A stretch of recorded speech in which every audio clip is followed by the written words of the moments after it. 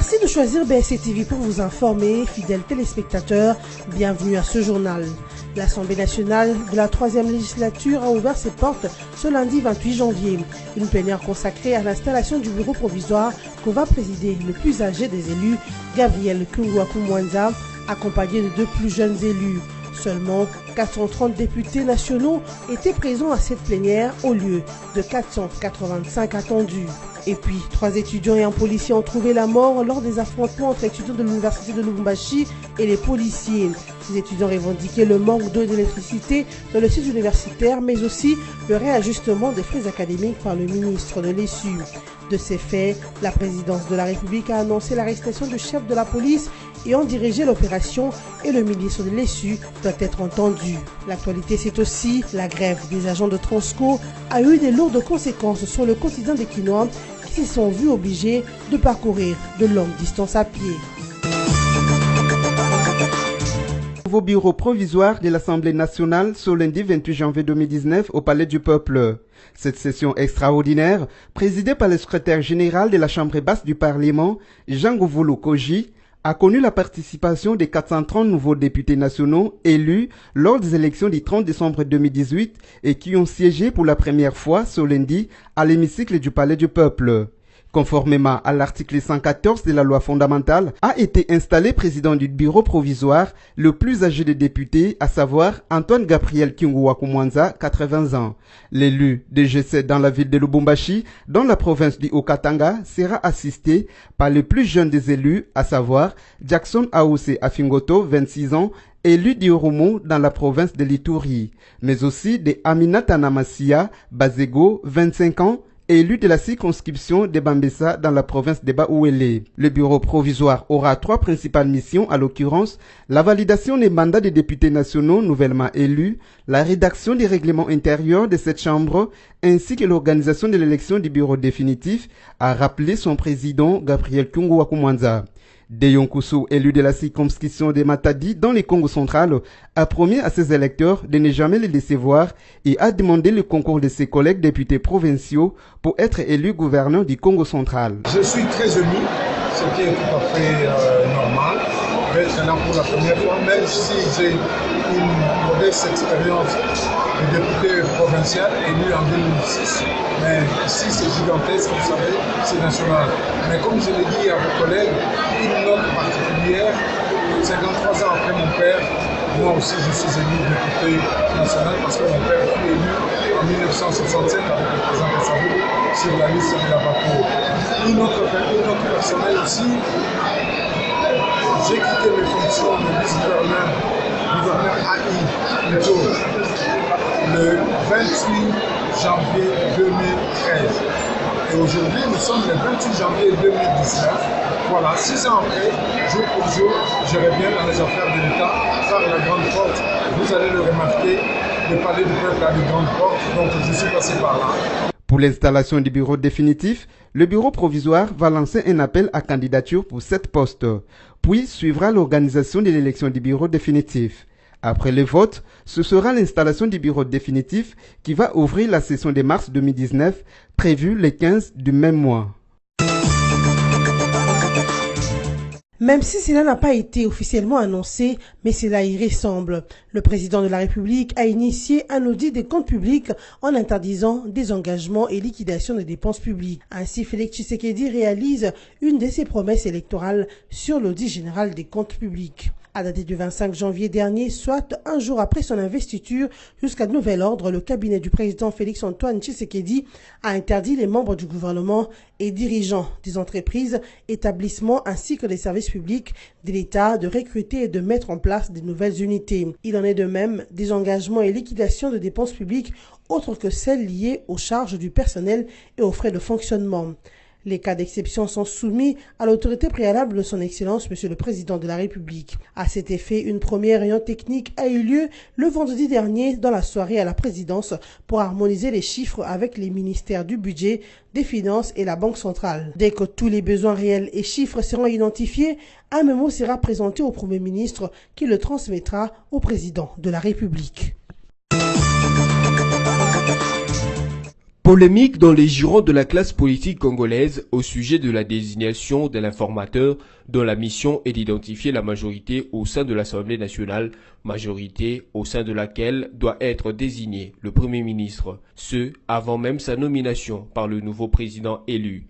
Pendant ce temps, le Front commun pour le Congo FCC affirme avoir raflé la majorité absolue aux élections législatives nationales et provinciales du 30 décembre dernier et juge inutile la nomination par le chef de l'État de l'informateur ayant pour mission d'identifier la coalition qui a le plus de députés à l'Assemblée. Au Cap pour le changement cash, par contre, l'on pense que le président Félix Tshisekedi doit impérativement nommer cet informateur afin qu'il confirme cette majorité. Intervenant le week-end dernier sur les antennes de la radio Top Congo FM, Emeki Lolo a précisé que le FCC détient environ 350 députés, soit 3/4 des élus. Pour lui, la majorité étant déjà constituée, rien n'empêche que dans cet effort de cohésion nationale, le chef de l'État envisage l'idée d'une majorité parlementaire élargie à cash. Par exemple, a-t-il soutenu, avant d'identifier que le Premier ministre doit être nommé nécessairement au sein du FCC. De son côté, Maître Joseph Mukendi, membre du CAJ, pense que l'informateur a pour rôle de confirmer les déclarations et les supputations en vue de donner une configuration exacte de la majorité au sein de laquelle on désignera le Premier ministre. Pour lui, il faut que soit confirmée cette majorité. S'agissant des craintes de débauchage émis au FCC, Joseph Mukendi rassure que ce sont de pratiques déloyales que nous avons toujours dénoncées et que l'on ne peut pas encourager. Il sied de retenir que selon l'article 78 de la Constitution, il est disposé que le chef de l'État nomme le Premier ministre au sein de la majorité parlementaire après consultation de celle-ci. Si cette majorité n'existe pas, il confie la mission d'information à une personnalité en vue d'identifier cette coalition. Sa mission est de 30 jours renouvelable une fois. Moïse Katumbi me demande de vous dire qu'il n'est pas l'ennemi de Félix Tshisekedi et Félix le sait. Je ne peux pas me permettre de combattre Félix Tshisekedi et vice-versa. Chercher les ennemis de Félix ailleurs et qu'on arrête des insanités parce que Moïse Katumbi ne va pas moisir à l'étranger, il doit rentrer chez lui, a déclaré Gabriel Kyungwa-Kumwanza, coordonnateur de G7 en province du Haut-Katanga. C'était au cours d'un point de presse samedi 26 janvier dernier à Kinshasa. Le chef de l'Union nationale des fédéralistes du Congo, UNAFEC, parti politique membre de G7, a appelé à la cassation des querelles inutiles qui tendent à accentuer une scission artificielle entre des acteurs d'un combat. Pour Gabriel Kyungwa-Kumwanza, ce n'est plus le moment d'alimenter artificiellement la division. L'essentiel est de se focaliser sur la manière dont les leviers du changement seront effectivement et efficacement sous le contrôle de celles et ceux qui attendent concrétiser les attentes incontournables de notre peuple. Le G7 n'est pas revanchard, a encore affirmé Gabriel Kyungu. 4 morts, dont 3 étudiants et un policier. C'est le bilan des affrontements de dimanche 26 janvier entre les étudiants de l'université de Lubumbashi et les forces de l'ordre. Cet incident s'est produit suite aux revendications des étudiants sur la desserte en eau et électricité dans les sites universitaires, mais aussi le réajustement des frais académiques décidé selon eux par le ministre de l'Enseignement supérieur et universitaire Steve Mbikaï. Réagissant dans un communiqué, la présidence de la République a annoncé de mesures dont une enquête pour établir les responsabilités et sanctionner le coupable. Le même communiqué indique que le commissaire supérieur principal de la police congolaise ayant ordonné de tirer sans sommation sur les paisibles étudiants qui sortaient d'une audience avec le gouverneur de la province du Haut-Katanga a été déféré devant la justice militaire afin de subir la rigueur de la loi. Le chef de l'État et garant de la nation a condamné avec force l'ordre donné par cet officier supérieur. Entre-temps, la présidence de la République a suspendu la décision du ministre de l'ESU et les convoque pour s'expliquer afin d'établir les responsabilités, a indiqué le communiqué. Steve Mbikaï, ministre de l'ESU, joint par le média, a martelé qu'il n'a jamais pris une mesure de réajustement de frais, en soulignant qu'il n'est pas de la compétence d'un ministre de fixer les frais académiques et que relève ça plutôt du compromis de chaque établissement universitaire. Par ailleurs, le président de la République a appelé la population estudiantine au calme et à la retenue, tout en présentant ses condoléances le plus attristées aux familles des victimes, tant civiles que policières. Les bus de la Société du transport en commun Transco n'ont pas circulé ce lundi 28 janvier 2019 sur les artères de la ville de Kinshasa. C'est suite à un mouvement de grève déclaré par les agents de cette société de transport congolaise qui dénoncent la mauvaise gestion de l'actuel directeur général et également la précarité de leurs conditions salariales. Les constats est effectif sur les arrêts de bus Transco et sur le rue bondée de la population quinoise qui prennent d'assaut les transports en commun pour rejoindre leur lieu de service. Quelques Quinois trouvés sur les arrêts de bus se disent victimes de nombreuses tracasseries. Ces Quinois expriment également leur crainte d'avoir à endurer la même situation pendant beaucoup de jours sans en connaître le motif. Transco comment descendre les lots et puis si tu passes ma case. Si tu passes ma case, tu vas battre tout aux hommes en nini donc Transco qui sont là. Donc tu vas battre vraiment sur les élections de n'importe quoi. Donc tu faut que tu bailles ma colo à cause de la transversalité, tu es dans les celles pour la nini. Donc et puis c'est vraiment moi passé. Donc faut battre l'effort donc Transco ça là. Pour ça Transco comment sur la mission. Ça Transco na mission donc si tu biso batacham. Boya boye c'est un Transco ko songe c'est un Transco. Donc les lots de ça et puis ça passe ma case. Je l'ai mis. Tu es battu sur n'importe où en nini. Donc c'est difficile ma case pour la mission batacham. Le nouveau directeur général des Transco dénonce à son tour les accusations émises par son personnel. Selon lui, ses agents n'ont pas des arriérés des salaires. Il parle plutôt d'un retard dû à un petit problème technique de la banque. À cet effet, le directeur a rassuré régler incessamment ces malentendus, tout en présentant ses excuses tant aux partenaires qu'aux parents des élèves abonnés à leur service.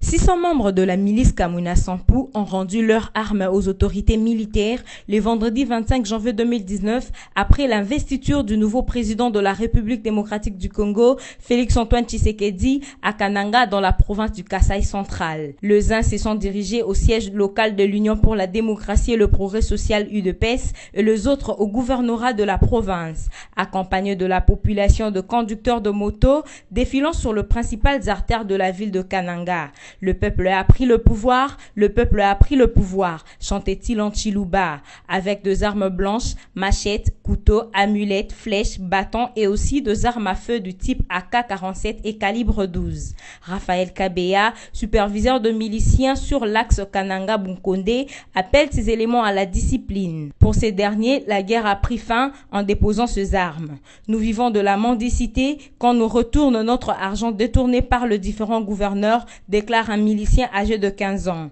Le gouverneur du Kasaï central, Denis Kambaï, qui est retourné à Kinshasa ce même vendredi 25 janvier, a réitéré son appel à la paix et au dépôt des armes. Le calme n'est toujours pas totalement revenu à Maindombe, précisément à Yumbi, où au début du mois de décembre 2018, des violences déclenchées ont occasionné environ 800 morts et 16 000 déplacés. En vue de rétablir la paix dans cette partie de la RDC, la mission de l'Organisation des Nations Unies pour la stabilisation en RDC, MONUSCO, a déployé une cinquantaine de casques bleus dans cette région. Il s'agit d'une mission d'urgence qui entre dans les cadres du dispositif de protection par projection, a éclairé le général Bernard Comins, commandant adjoint des forces de la MONUSCO, qui précise que cette présence de casques bleus permet également de rassurer les acteurs humanitaires. Pour rappel, les violences à Yumbi ont commencé dimanche 16 décembre 2018. La cause directe est la mort du chef de groupement des Banounous, enterré malgré contestation dans les terres de la communauté Batende. Cette insécurité ayant causé mort et déplacement des populations est la raison du report des élections dans cette région de la République démocratique du Congo. L'association congolaise des ingénieurs civils que dirige l'ingénieur Charles Médard Ilunga Mwamba a tenu le 26 janvier 2019 sa première assemblée extraordinaire de l'année.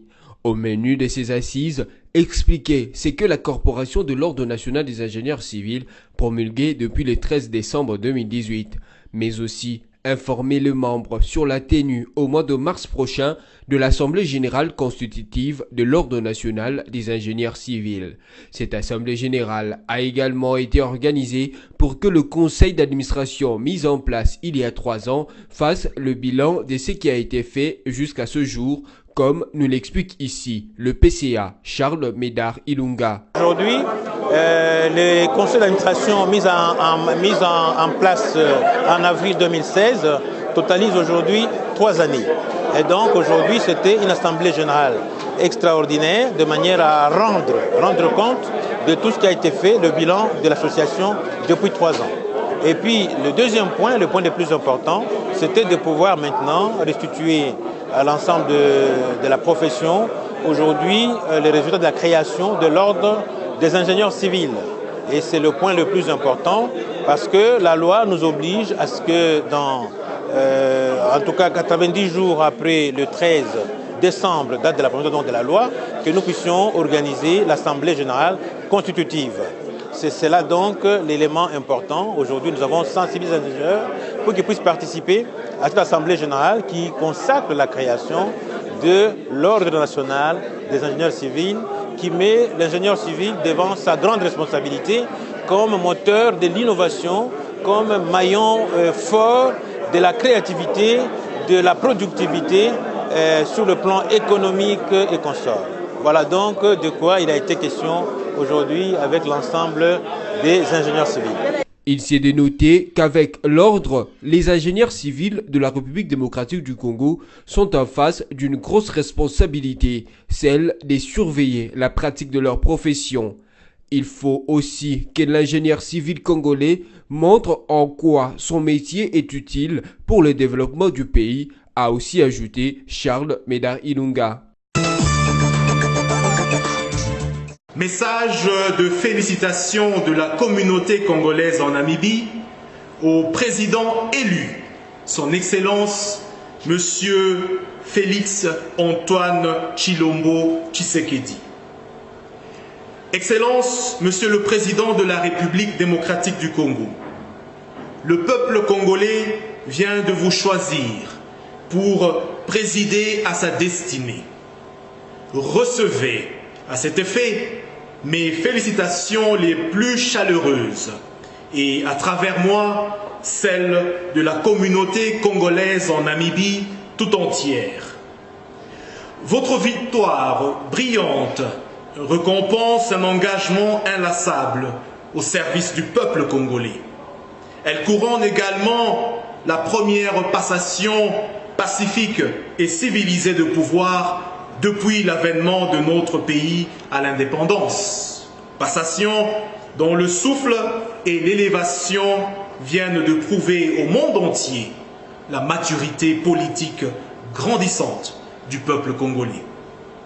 Excellence, Monsieur le Président de la République, alors que certains dans le monde souhaitaient le chaos et la désolation dans notre pays, nous, peuple congolais, fiers de notre souveraineté nationale et inspirés par le leadership du président Joseph Kabila Kabange, père de la démocratie congolaise, venons de réaffirmer avec patriotisme notre foi dans le progrès et dans l'avenir glorieux de notre pays. Dorénavant, le message du peuple congolais à ces sujets résonne bien au-delà de nos frontières.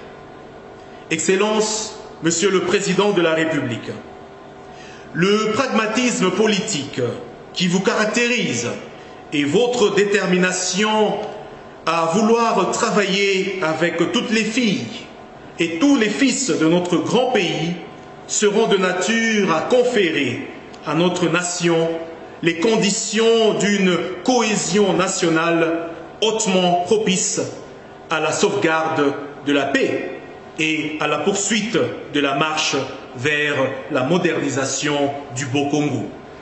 C'est donc avec beaucoup de fierté que la communauté congolaise en Namibie forme des vœux de succès et de réussite pour vous dans votre nouvelle mission. Soyez assurés, Excellence, Monsieur le Président de la République, de notre soutien total. Que vive la communauté congolaise en Namibie, que vive le père de la démocratie congolaise, son Excellence Joseph Kabila Kabange, que vive le président de la République démocratique du Congo, son Excellence Monsieur Félix Antoine Sekedi Chilombo, que vive la République démocratique du Congo. Je vous remercie. Si vous nous avez pris en cours, voici le rappel de principaux titres. L'Assemblée nationale de la 3e législature a ouvert ses portes ce lundi 28 janvier. Une plénière consacrée à l'installation du bureau provisoire que va présider le plus âgé des élus, Gabriel Kungwakumwanza, accompagné de 2 plus jeunes élus. Seulement 430 députés nationaux étaient présents à cette plénière au lieu de 485 attendus.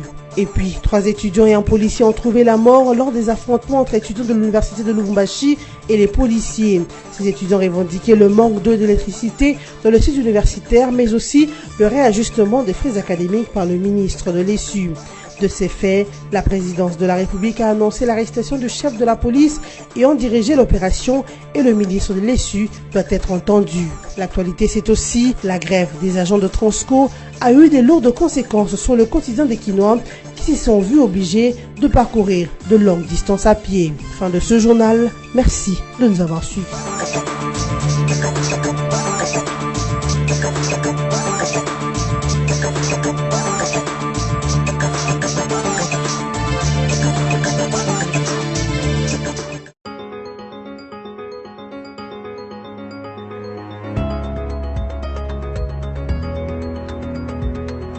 Mesdames, Messieurs, bienvenue à la revue de presse de ce jour sur BSC TV.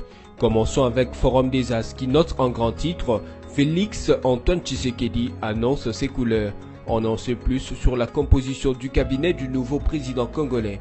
Au terme d'une ordonnance signée le vendredi 25 janvier, Félix Antoine Tshisekedi a nommé Vital Kamerhe et Kashmir Kolongele respectivement au poste de directeur de cabinet et de directeur adjoint de son cabinet. Le même jour, le successeur de Joseph Kabila a pris une autre décision portant gel de toute sortie de fonds, sauf les frais dus à un bon fonctionnement des institutions publiques. Aussitôt entré effectivement en fonction, le jeudi 24 janvier, le chef de l'État congolais a par ailleurs interdit tout acte de recrutement et de promotion au sein des entreprises du portefeuille de l'État et des services publics. Rappelons qu'en plus des décisions sus-évoquées, Félix Antoine Tshisekedi a présidé vendredi 25 le tout premier Conseil de sécurité et de la défense. Lors de cette rencontre, l'actuel président de la RDC a rappelé ses propos tenus pendant la campagne électorale en novembre 2018. Il s'agit entre autres de l'amélioration des conditions de vie des éléments des FARDC et de la PNC. Pas seulement, Félix Antoine Tshisekedi a réitéré sa décision de fermer tous les cachots à l'exception de ceux qui relèvent de la compétence exclusive de parquet. Poursuivons cette revue de presse avec les sites de la radio Okapi qui écrit « RDC, le chef coutumier s'engage à coopter les femmes dans les assemblées provinciales ». Le chef coutumier réuni au sein de l'Alliance nationale des autorités traditionnelles du Congo, ANATEC, s'engage à œuvrer pour la prise en compte de femmes dans les cooptations de chefs coutumiers au niveau des assemblées provinciales. Ils ont fait cette promesse samedi 26 janvier au cours d'une séance d'échange d'informations organisée à Kinshasa par le mouvement Rien sans les femmes avec l'appui de la section genre de la mission de l'ONU en RDC. Selon le chef coutumier, leur engagement est conforme à l'article 154 de la loi électorale qui accorde une place au genre dans les principes de rotation des candidats chefs coutumiers. Bouclons cette revue de presse avec actualité.cd qui titre RDC, la MONUSCO dépêche une mission de déploiement d'urgence à Yumbi. La mission de l'Organisation des Nations Unies pour la stabilisation en RDC MONUSCO a déployé une centaine de casques bleus, soit un volume d'une section d'infanterie à la cité de Yumbi dans la province de Maïndombe après les violences à caractère communautaire de mi-décembre ayant occasionné environ 800 morts dans 2 mois. Depuis environ une semaine, la MONUSCO a dépêché une mission de déploiement d'urgence qui entre dans les cadres des dispositifs de protection par la projection, a expliqué à actualité.cd le général Bernard Commun, commandant adjoint de la MONUSCO. Cette présence permet également de rassurer les acteurs humanitaires dans cette zone sinistrée. Le détachement va revenir à Kinshasa la semaine qui commence. Il y aura une évaluation avant de prendre une décision définitive. Cette revue de presse est terminée. Merci à vous de l'avoir suivi et à la fois prochaine.